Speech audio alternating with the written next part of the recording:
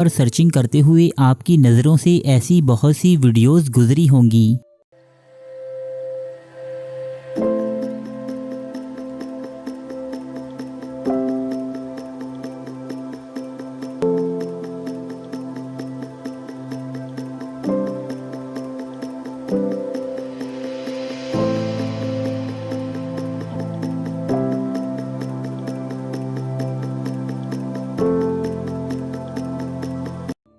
جن میں کوئی شخص یہ دعویٰ کرتا ہے کہ حضرت موسیٰ علیہ السلام کے دور سے تعلق رکھنے والے فرعون کی ممی کے ناخن اور بال آج بھی بڑھتے ہیں۔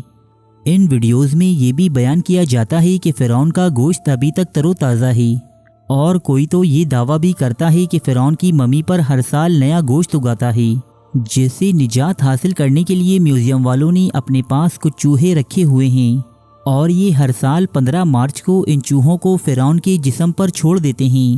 چوہے یہ اضافی گوشت کھا جاتے ہیں اور فرعون کی لاش کو دوبارہ پٹیاں باندھ کر شیشے کے باکس میں رکھ دیا جاتا ہے۔ دوستو، یہ تمام باتیں سننے میں بڑی حیرت انگیز اور ایمان افروز لگتی ہیں، لیکن کیا ان کا تعلق حقیقت سے بھی ہے یا یہ صرف محض بے بنیاد اور جھوٹ پر مبنی دعوے ہیں؟ آئیے ان دعووں کا جائزہ لیتے ہیں سائنس اور ریفرنسز کی روشنی میں۔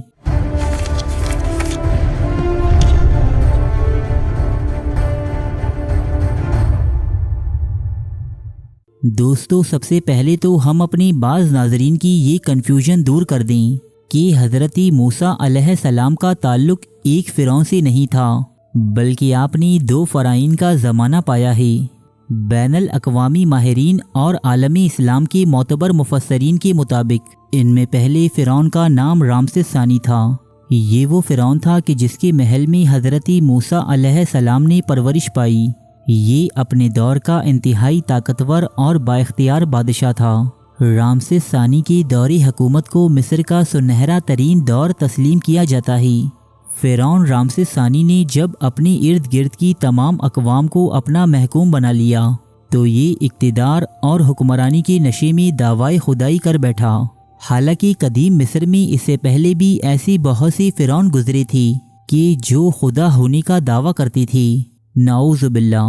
لیکن رامسس ثانی سے کچھ عرصہ قبل حکومت کرنے والے ایک مصری فرعون آخن آتن نے تمام مشرکانہ عبادات اور دیوتاؤں پر پابندی عائد کر دی تھی۔ اس نے اپنی عوام کو ایک خدا کی عبادت کی تلقین کی اور قدیم دیوتاؤں کے مندروں پر تالے ڈال دیے۔ تاہم آخن آتن کے کم و بیش 80 سال بعد آنے والے رامسس ثانی نے مصری قوم کو ایک مرتبہ پھر کفر و شرک کی جانب گامزن کر دیا۔ اس نے اپنے نام کے مندر تعمیر کروائے اور مصری قوم کو اپنی عبادت اور اپنے نام پر چڑھاوے چڑھانے کا حکم جاری کیا۔ وہ فرعون رامسس ثانی ہی تھا کہ جس نے قوم بنی اسرائیل کو بڑی بے رحمی اور سختی کے ساتھ کچلا۔ مصری قوم کے لیے معمولی سی باتوں پر بنی اسرائیل کے کسی انسان کا قتل کر دینا یا ان کی کسی عورت کو کنیز بنا لینا کوئی بڑی بات نہ تھی۔ تعلیم اور اچھے روزگار سے محروم قوم یہود کی حیثیت رامسس ثانی کے دور میں ایک غلام سے بھی بدتر تھی۔ دوستو، ہم اکثر تصاویر اور ویڈیوز میں جو ممی دیکھتے ہیں وہ فرعون رامسس ثانی کی ممی ہیں، یعنی اس فرعون کی جس کے دور حکومت میں حضرت موسیٰ علیہ السلام کی پرورش ہوئی۔ فرعون رامسس ثانی 90 سال کی عمر میں ضعیف العمری اور مختلف بیماریوں میں مبتلا ہو کر طبعی موت مرا تھا۔ یعنی یہ وہ فرعون نہیں ہے جو حضرت موسیٰ علیہ السلام اور قوم بنی اسرائیل کا پیچھا کرتے ہوئے بحیرہ کلزم میں ڈوب کر مرا تھا۔ دوستو، اب ہم آتے ہیں حضرت موسیٰ علیہ السلام کے دور کے دوسرے فرعون منفتح کی جانب، جسے بعض لوگ فرعون خروج بھی کہتے ہیں۔ یعنی حضرت موسیٰ علیہ السلام نے جس فرعون کو دعوت توحید دی اور جس نے مختلف طریقوں سے حضرت موسیٰ علیہ السلام کے توحیدی مشن کو کچلنے کی کوشش کی، وہ رامسس ثانی کا بیٹا منفتح تھا۔ دوستو، منفتح ہی وہ فرعون تھا جو حضرت موسیٰ علیہ السلام اور قوم بنی اسرائیل کا پیچھا کرتے ہوئے اپنے لشکر، گھوڑوں اور رتھوں سمیت بحیرہ کلزم کی موجوں کی لپیٹ میں آ گیا تھا۔ اللہ تعالیٰ نے غرور و تکبر کے شاہکار اس سرکش فرعون منفتح کو آنے والی اقوام کے لیے عبرت کی نشانی بنا دیا۔ پس آج ہم تیرے بدن کو بچا لیں گے تاکہ تو ان لوگوں کے لیے نشانی عبرت ہو جو تیرے بعد آنے والے ہیں۔ سورہ یونس آیت نمبر 92۔ فرعون منفتح کی موت تو سمندر میں ڈوب کر ہوئی تھی، لیکن چونکہ اسے نشانی عبرت بنانا مقصود تھا، اس لیے سمندر نے اسے باہر اگل دیا۔ روایات کے مطابق یہ لاش سینا کی جس مغربی ساحل سے ملی تھی اسے آج بھی جبل فرعون کے نام سے یاد کیا جاتا ہے۔ قدیم مصریوں نے اس لاش کو اپنی روایات کے مطابق خاص طریقوں اور مسالوں کے ذریعے ہنوت کر دیا۔ زمانے بدلتے رہے اور ہماری اس سیارہ زمین نے کئی قوموں اور حکمرانوں کا عروج و زوال دیکھا، یہاں تک کہ سن 1898 عیسوی کے دوران لوریت نامی ایک شخص نے مصر کی وادی شاہاں سے فرعون منفتح کی لاش دریافت کر لی، پھر وہاں سے اسے قاہرہ لے جایا گیا۔ 8 جولائی 1907 عیسوی کے روز سر گرفٹن ایلیٹ اسمتھ نے فرعون منفتح کی ممی کے اوپر سے پٹیاں اتاریں اور اس کا تحقیقی جائزہ لیا۔ سر جی ایلیٹ اسمتھ نے اس ممی کے اوپر نمک کی ایک غیر معمولی تہہ جمی ہوئی پائی، جو اس بات کی جانب اشارہ تھی کہ یہ لاش کافی عرصے تک نمکین سمندری پانی میں ڈوبی رہی ہے۔ سر گرفٹن ایلیٹ اسمتھ نے جب اس دریافت کا اعلان کیا تو مسیحی کلیسا کے پادریوں نے اس سے فی الفور ملاقات کی اور اسے مجبور کیا کہ وہ اپنا بیان واپس لے لے، کیونکہ اس بیان سے قرآن میں موجود آیات کی تصدیق ہو جانی تھی، مگر اسمتھ نے ایسا کرنے سے انکار کر دیا۔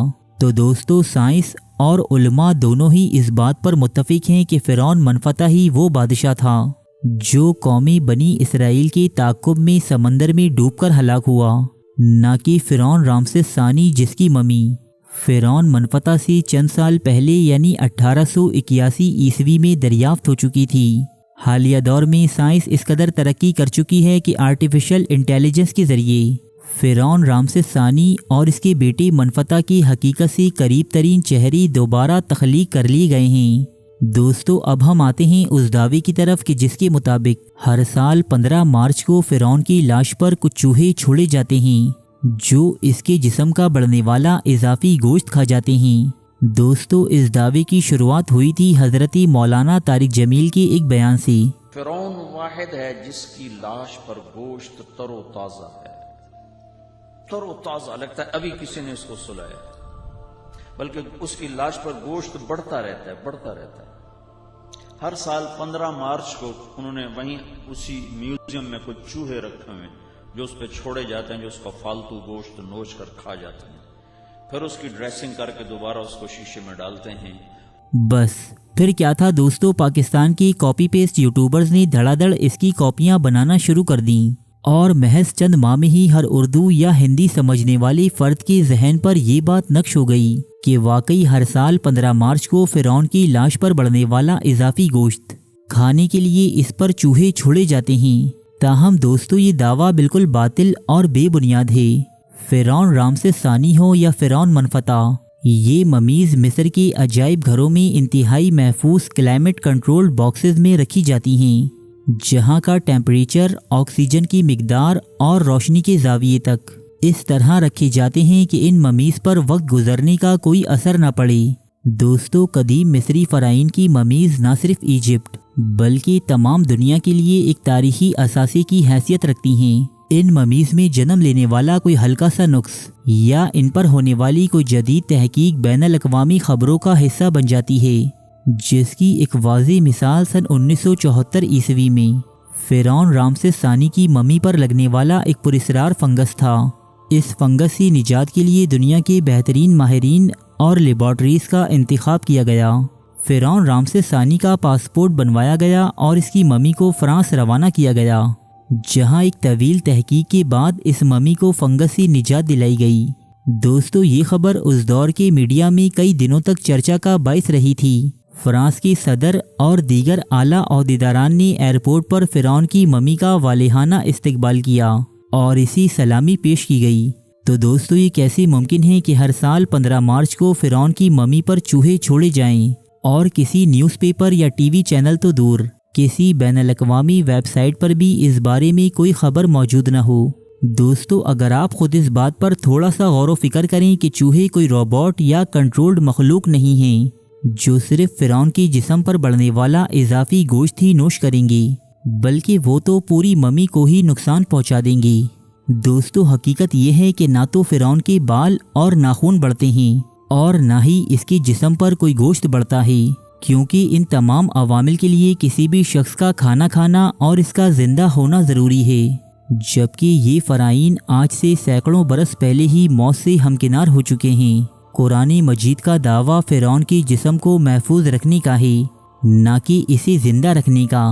आखिर में हम इस तरह की वीडियो को बनाने वाले और इन्हें फैलाने वाले अपने तमाम दोस्तों को ये दावत देते हैं कि अगर आप इस बात का यानी फ़िरौन की मम्मी पर चूहे छोड़े जाने का कोई एक भी हवाला किसी बैनुल-अक़वामी मोतबर वेबसाइट, न्यूज़पेपर या टीवी चैनल से भी पेश कर देते हैं तो हम न सिर्फ अपनी इस वीडियो को डिलीट करेंगे बल्कि लाइव आकर आपसे मुआफ़ी के तलबगार भी होंगे। शुक्रिया।